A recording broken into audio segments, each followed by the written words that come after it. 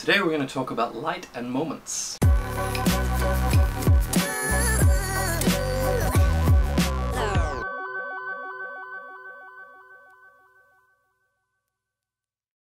Welcome back to the channel, guys. As I mentioned in the intro, we will be talking about light and moments today. Now, I just got back from teaching a workshop in central Vietnam with Etienne from Pics of Asia, and one of the things that I always encourage our participants to do is to look for light and subjects and sort of build images around them. So we were in a local market one morning and I was helping a couple of participants look for light and look for subjects, and this is one of the shots that I was demonstrating with, and I feel like it's a good example of how to take light and then build an image around it.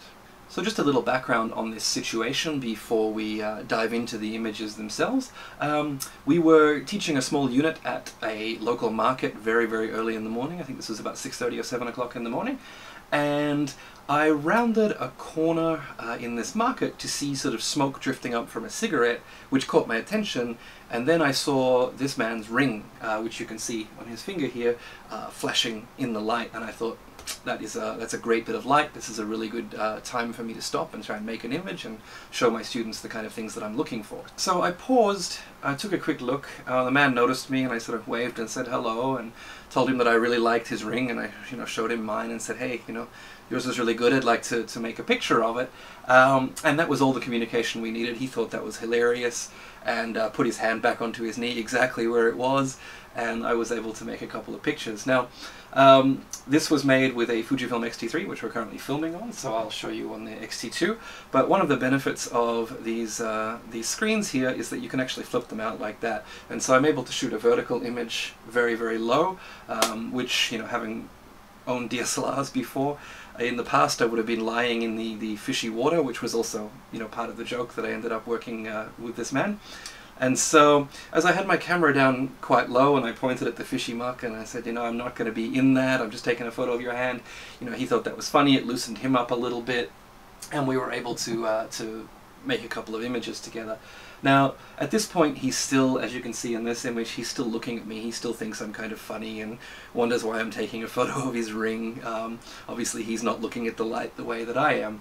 And so I'm waiting for that to go away, so I'm going to continue shooting. And the other reason I'm going to shoot a lot of frames here is that when you're working with smoke tends to behave rather unpredictably. As soon as somebody walks past and a little bit of wind comes through, everything just changes, and you have no control over it, so it's good to keep shooting a few, and in the end just choose the image that you feel like works best. And so we'll get to that in a second. Okay, so this is the first frame that I made. Now I'm working with the Fujifilm X-T3 in aperture priority mode using the 23mm f1.4. I'm wide open at 1.4 because I would like to have just his ring in focus. That's kind of the thing that caught my eye. It's the most important thing for me. And I'm a little bright on this first image, and I've chopped off the top of his head, and the composition's not quite right yet, but I wanted to get a shot just in case he decided he didn't want me to take his picture anymore. So I made this image and then I kind of corrected myself using my exposure compensation dial, and now I'm down to something that's a little bit darker and something that I think shows off the light a little bit more. You can see the ring a little bit better, you can also see the smoke a little bit better, and his face is no longer so bright, so we're not really drawn to that anymore. And so I keep shooting, as I said, because of the smoke, and this next frame is actually one of the ones that I chose, and I like it because we have this sort of single tendril of smoke coming up. The composition's quite good. His hand takes up a good portion of the frame. The ring is really clear. But I wasn't going to stop just at this, because like I said, when you're shooting you don't really know exactly what smoke's going to be doing. And so I continued to shoot a few more, and I also wanted him to kind of look away from me. So we keep going for a little bit. As you can see, the exposure changes slightly in between these shots because of using aperture priority mode. My focus misses the ring a couple of times like it has in this one. The smoke goes in odd directions and I'm not really a fan of it. We get to here and this man is still looking at me, but the smoke is kind of covering his face and drawing your attention to him now, so I'm not a huge fan of that. Get a couple more similar to that, and we keep going, the smoke is still happening. Then he looks away, and I think this is a great moment, but I ended up focusing on the tip of his cigarette here, so for me it's a throwaway image, because I really wanted to be able to see that ring and the texture in his hand. And then I sort of notice, okay, he's looking away, maybe I'll move my focus point and focus on his face for a quick portrait. I do that, but he looks back at me and breathes out his smoke, so it didn't quite work. We got a couple of frames of that. I'm not a huge fan of him sort of looking like a dragon here. It doesn't work for me. So I keep shooting, and then, you know, he looks away again. I get a couple of extra frames, but I'm not really big on cutting off his shoulder here and all this sort of dead space over here. So I'm constantly moving back and forward, trying to recompose this as I go. Not a huge fan of the way this is. At this point, he's sort of, you know, talking to people in the market saying, haha, you know, this guy's taking a picture of me and blah, blah, blah, blah, blah. And it becomes a bit of a game for him as well. So I know he's good-natured, and I know he's fine for me to keep shooting this. I do stop and show him a couple of these frames from time to time, which he thinks is pretty funny as well, and it keeps him in the game. Again, this is, you know, not a bad shot, but I'm missing the smoke here. Same with this one. And then comes the point where a lady just walks straight between us. For all those of you who've been in traditional markets in Asia, it's not uncommon for people just to, you know, push each other out of the way and move through. They've all got things to do, and especially when it's somebody here who's not really, you know, doing anything productive in the market. I'm not buying anything. I don't have a place to be. I'm just making a photograph of a person who obviously, you know, has time to relax as well. So she walked straight through, and I got a couple of frames where I was trying to move out of her way, and I pushed the shutter a couple of times. And then we go over here, and I think, okay, this is probably the time. I feel like I've got something of his hand. It's time that I start shooting a portrait again. And at this point he's actually kind of looking out towards the light as well, which really helps. And now it's a case again of working with the smoke, because when you photograph, for those of you who's photographed anybody smoking or tried to capture that moment of the beautiful tendrils of smoke or anything, there's a couple of moments where it works and a lot where it doesn't. There's sort of like this one here where you've sort of got this little bit of smoke coming out from his mouth that doesn't really work very well, and if people breathe too hard it comes out as like a jet of smoke like you saw before. So I was sort of waiting for him to A, give me the right amount of smoke coming out of his mouth, and B, kind of look away from the camera a little bit more.